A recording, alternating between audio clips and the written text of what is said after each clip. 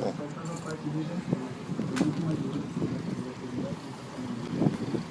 para quem não conhece, esse aqui é o ginásio do Ibirapuera, onde o rei Roberto Carlos costuma fazer seus shows especiais. Estrutura muito bonita.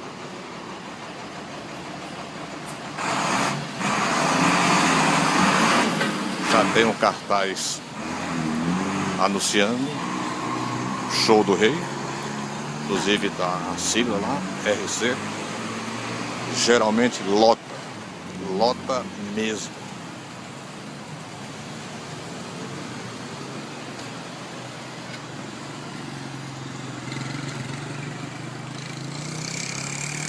Muito bonito.